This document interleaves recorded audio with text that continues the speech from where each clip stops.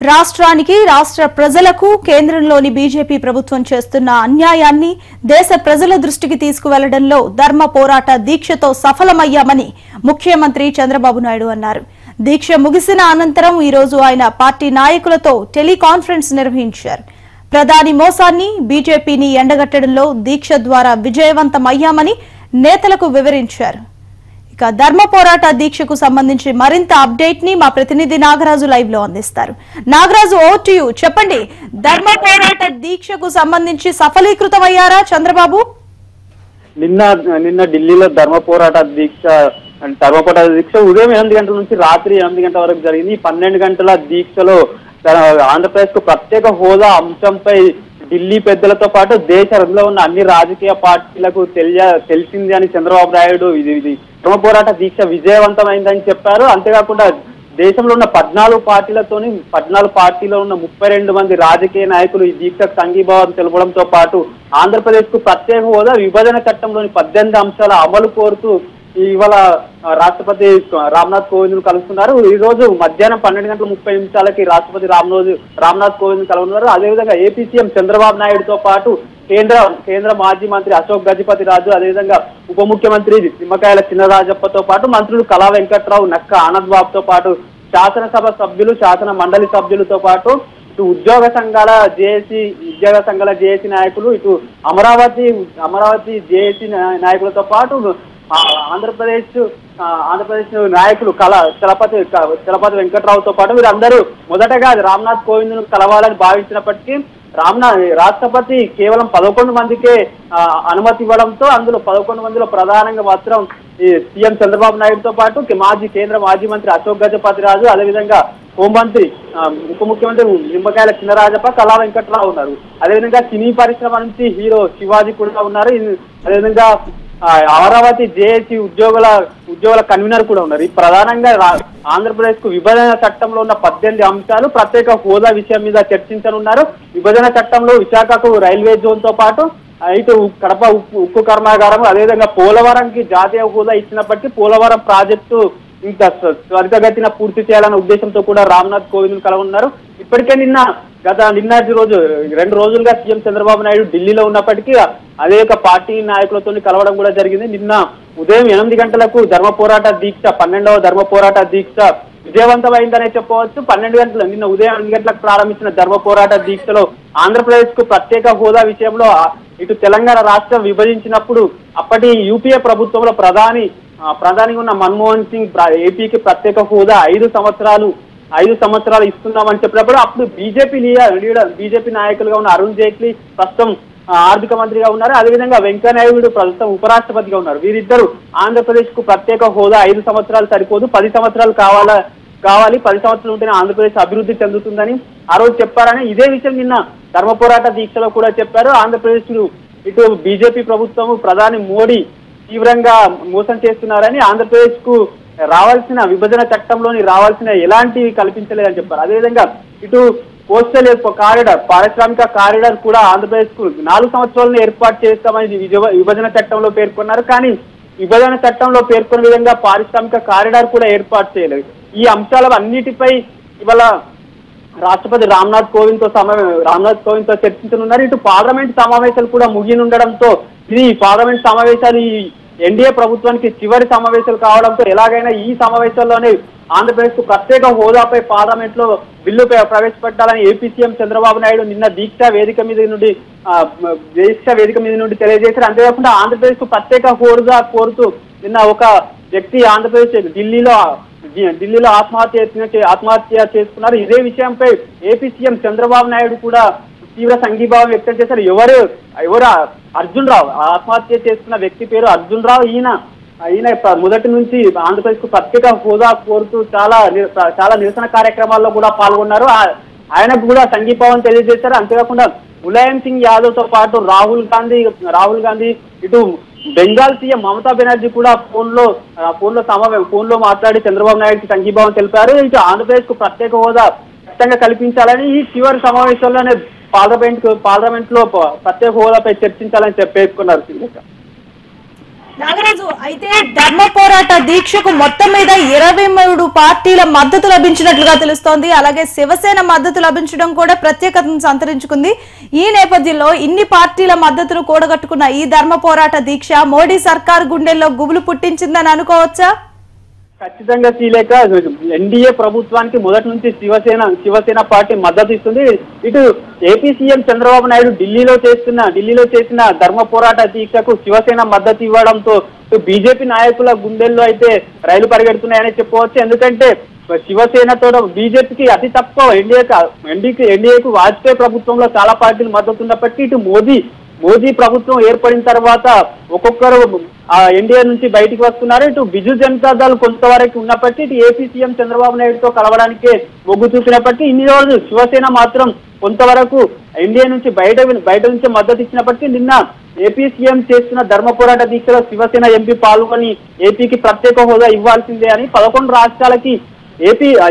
రాష్ట్రాలకి ప్రత్యేక హోదా ముగిసింది అని చెప్పినప్పటికీ మరికొంతకాలం గడువు పొడిగించడంతో ఏపీకి ఎందుకు ఇవ్వరన్నట్టు ఇటు శివసేన ఎంపీలు కూడా పేర్కొన్నారు. ఈ ఎన్డీఏ బీజేపీకి మద్దతు ఇస్తున్న పార్టీలు చాలా వరకు ప్రత్యేక హోదా కోరుతుండడం, ఇటు ప్రత్యేక హోదా విషయంలో వ్యతిరేకత లేదు, ఖచ్చితంగా ఏపీకి ఇవ్వాలని కోరుతున్నారు. ఈ విషయంలో కేంద్ర ప్రభుత్వం త్వరగా చర్యలు తీసుకుని ఏపీకి ప్రత్యేక హోదా ఇవ్వాలని పేర్కొన్నారు. ఇటు సీఎం చంద్రబాబు నాయుడు కూడా అన్ని పార్టీలు దేశం మొత్తం ఏపీకి ప్రత్యేక హోదా ఇస్తున్నారని కోరితే ఇటు వైకాపా ఎందుకు సమాధానం చెప్పడం లేదు, వైకాపా ఎందుకు ప్రశ్నించడం లేదని వైకాపా మీద తీవ్ర విమర్శలు అయితే ఏపీ సీఎం చంద్రబాబు నాయుడు చేశాడు. శ్రీలేఖ, నాగరాజు, అయితే ఈ నేపథ్యంలో ఏపీ సీఎం కేంద్రానికి వ్యతిరేకంగా పోరాటం చేస్తున్న నేపథ్యంలో బీజేపీ కూడా ఏపీ ప్రజలకు ఒక లేఖ రాసింది, 3 పేజీల లేఖ. కేంద్రం నుంచి ఏపీకి ఏమేమి సహకారాలు అందాయి అనే దాని గురించి. అయితే దానికి రివర్స్ గా చంద్రబాబు కూడా కొన్ని వ్యాఖ్యలు చేసిన సందర్భాలు మనం చూసాము. దీని అంతటిది చూస్తూ ఉంటే ఏపీ ప్రజలు ఏమర్థం చేసుకోవాలి? నిజంగా కేంద్రం నుంచి సహకారం అందిందని అనుకోవాలా, లేదంటే తర్వాత చంద్రబాబు ప్రసంగాన్ని దృష్టిలో పెట్టుకోవాలా? అమిత్ షా రాసిన లేఖలో ప్రధానంగా ఏపీకి విభజన చట్టంలో పేర్కొన్న 18 అంశాలు అయితే నెరవేరలేదు. వారు ఇచ్చిన కేంద్రీయ విద్యా సంస్థలతో పాటు కొన్ని ఏపీకి కల్పించిన మౌలిక సౌకర్యాల మీదనైతే లేఖ రాశారు. కానీ ప్రతిగా ఏపీ సీఎం చంద్రబాబు నాయుడు కూడా లేఖ రాశారు. ఈ విభజన చట్టంలో మాకు పేర్కొన్న 18 అంశాలు మాత్రం నెరవేర్చాలని, 18 అంశాలతో పాటు ప్రత్యేక హోదా ఆంధ్రప్రదేశ్ విభజన చట్టం ప్రకారం ఆంధ్రప్రదేశ్ కు నష్టం జరిగిన విషయంలో ఆర్థిక లోటు ప్రధానంగా ఏపీకి ఆర్థిక లోటుతో పాటు ఆంధ్రప్రదేశ్ కు ప్రత్యేక హోదా ఇస్తాము అంటేనే ఆ రోజు ప్రత్యేక హోదా సాధ్యం కానప్పుడు ప్రత్యేక హోదాకి సమానమైన ప్రత్యేక ప్యాకేజీని ఒప్పుకున్నామని ఏపీ సీఎం చంద్రబాబు నాయుడు చెప్పారు. కానీ అటు ప్రత్యేక హోదా కాకుండా, ప్రత్యేక ప్యాకేజీ కాకుండా 2 విధాలుగా కాకుండా చేశారని. పోలవరం జాతీయ హోదా ఇచ్చినప్పటికీ పోలవరం ప్రాజెక్టు కూడా త్వరితగతిన పూర్తి కాలేదు. ఇటు విశాఖ రైల్వే జోన్ కూడా సాధ్యం కాలేదు. కడప ఉక్కు కర్మాగారం కోసం టీడీపీ ప్రభుత్వం గత 4 సంవత్సరాలుగా కడప ఉక్కు కర్మాగారం ఏర్పాటు చేయాలని చెప్పింది. అదేవిధంగా కోస్టల్ కారిడార్ పాటు చెన్నై వరకు పారిశ్రామిక కారిడార్ ఏర్పాటు చేస్తామని విభజన చట్టంలో పేర్కొన్నారు. ఈ విభజన చట్టంలో పారిశ్రామిక కారిడార్ ద్వారా ఎంతో వరకు లక్షల్లో ఏపీ ప్రజలకు ఉద్యోగాలు సాధించవచ్చని ఇటు విభజన చట్టంలో అయితే భావించారు. ఇవి కూడా సాధ్యం కాలేదు. కానీ అమిత్ షా రాసిన లేఖలో ఇవేవి ఉండకపోవడం, ఆంధ్రప్రదేశ్ కు విద్యుత్ తో పాటు కొన్ని మౌలిక సదుపాయాలు కేంద్ర విద్యా సంస్థలు అయితే కల్పించామని అమిత్ షా లేఖ రాశారు. దీనికి ప్రతిగా సీఎం చంద్రబాబు నాయుడు రాసిన దాంట్లో మాత్రం విభజన చట్టంలో పేర్కొన్న 18 అంశాలు అయితే నెరవేరలేదు. ఆంధ్రప్రదేశ్ కు విభజన చట్టంతో పాటు ప్రత్యేక హోదాలో ఉన్న 18 అంశాలు ఇవి పూర్తిగా నెరవేరితేనే ఏపీకి న్యాయం జరుగుతుందని ఇటు ఏపీ సీఎం ఢిల్లీలో చేస్తున్న ధర్మ పోరాట దీక్షలు అయితే పేర్కొన్నారు. శ్రీలేఖ, నాగరాజు, అలాగే ఈ ధర్మ పోరాట దీక్షలో భాగంగానే నిన్న దీక్ష చేసినట్లుగానే ఈ రోజు కూడా పాదయాత్ర నిర్వహిస్తున్నట్లుగా సమాచారం వస్తోంది. ఈ నేపథ్యంలో ఢిల్లీలో ఏపీ భవన్ నుంచి రాష్ట్రపతి భవన్ వరకు పాదయాత్ర చేస్తున్నట్లు సమాచారం. ఈ పాదయాత్రలో ఎవరెవరు పాల్గొంటారు? ఖచ్చితంగా శ్రీలేఖ, దీక్ష అయితే ఏ విధంగా విజయం సాధించిందో ఇవాళ రాష్ట్రపతి రామ్నాథ్ కోవింద్ కలవడానికి ఈ రోజు ఉదయం 10 గంటలకే బయలుదేరాల్సి ఉంది. కొంతవరకు ఆలస్యమైనప్పటికీ మరికొద్ది సేపట్లో పాదయాత్ర ద్వారా ఏపీ భవన్ నుంచి రాష్ట్రపతి భవన్ వరకు పాదయాత్ర వెళ్లనున్నారు. ఈ పాదయాత్రలో ఏపీ సీఎం చంద్రబాబు నాయుడుతో పాటు ఇటు కేంద్ర మంత్రులు, రాష్ట్ర మంత్రులు, శాసనసభ సభ్యులు, శాసన మండలి సభ్యులతో పాటు ఉద్యోగ సంఘాల నాయకులు, అదేవిధంగా ప్రజా సంఘాలతో పాటు అమరావతి ఉద్యోగుల సంఘం ఏపీ నుంచి ప్రత్యేకంగా 2 రైళ్లు బయలుదేరాయి. 2 రైళ్లలో ఏపీ నుంచి వెళ్లిన ప్రజలు ప్రతి ఒక్కరు ఇందులో అయితే పాల్గొనే అవకాశం ఉంది. అందుకే ప్రత్యేకంగా ఇంత ప్రజలు మాత్రం రానున్నారు కాబట్టి ఇంతమందికి రాష్ట్రపతి నుంచి ఓన్లీ కేవలం 11 మందికి రాష్ట్రపతిని కలిసే అవకాశం కల్పించింది. కాకపోతే పాదయాత్రకు ఏపీ భవన్ నుంచి రాష్ట్రపతి భవన్ వరకు కేవలం ప్రజలైతే వెళ్ళినప్పటికీ రాష్ట్రపతిని కలవడానికి కేవలం 11 మంది వెళ్ళనున్నారు. ఈ 11 మందిలో ఏపీ సీఎం చంద్రబాబు నాయుడుతో పాటు ఇటు కేంద్ర మంత్రి అశోక్ గజపతిరాజుతో పాటు ఉప ముఖ్యమంత్రి నిమ్మకాయల చినరాజప్ప, కళా వెంకట్రావు, నక్క ఆనంద్ బాబుతో పాటు కొంత ఈ ఏపీలో ఉద్యోగ సంఘ అమరావతి ఉద్యోగ సంఘాల కన్వీనర్, అదేవిధంగా చలపతి శ్రీనివాస్తో పాటు సినీ పరిశ్రమకు సంబంధించిన హీరో శివాజీని కూడా తీసుకెళ్ళినారు. ఈ 11 మందికే కేవలం అవకాశం కల్పించింది. ఈ 11 మంది రాష్ట్రపతితో మాట్లాడాల్సిన 18 విభజన చట్టంలోని అంశాలతో పాటు మరింత అంటే ఏ విధంగా ఆలస్యం చేస్తుంది, ప్రత్యేక హోదా వస్తేనే ఏపీకి న్యాయం జరుగుతుందన్న కోణంలో రాష్ట్రపతితో అయితే చర్చించే అవకాశాలు ఉన్నాయి. Srilekha. Right Nagaraju, thank you. Vajpayee, as mentioned, after Godhra incident, today we came here all the way to protest against central government. Yesterday, Prime Minister visited Andhra Pradesh, Guntur, one day before our dharna. What is the need, I am asking? Even earlier, Vajpayee, as mentioned, after Godhra incident, the rulers has to keep in mind dharma. That dharma is violated in Gujarat, that is what he told at that time. Even today if you see, there is an act, Bifurcation Act. In that act there are 18 items they have to fulfill.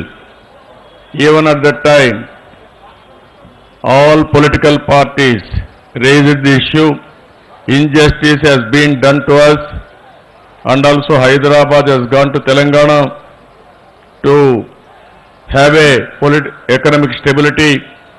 We have to give special status, then only this Andhra Pradesh will survive. That is the demand by all political parties at that time. The then Prime Minister Manmohan Singh has announced special status for 5 years. At that time, the same finance minister, today is the finance minister, at that time he was the opposition party leader. He demanded. Today, he the Venkaiah Naidu is the vice president of the country, he is presiding officer of Rajya Sabha. Same Venkaiah Naidu garu demanded at that time special status for 10 years. Both are there in the Rajya Sabha as vice chairman, presiding officer of Rajya Sabha, and also as finance minister. I am asking them, you demanded for 10 years. The then Prime Minister Manmohan Singh announced 5 years. Now why you are not keeping your word? Why you are not keeping your demand? That is what we are demanding today. And at the same time, there is a Bifurcation Act. In the Bifurcation Act, there are 18 items they have to fulfill. One is, if you see, deficit finance. At that time we had a low income.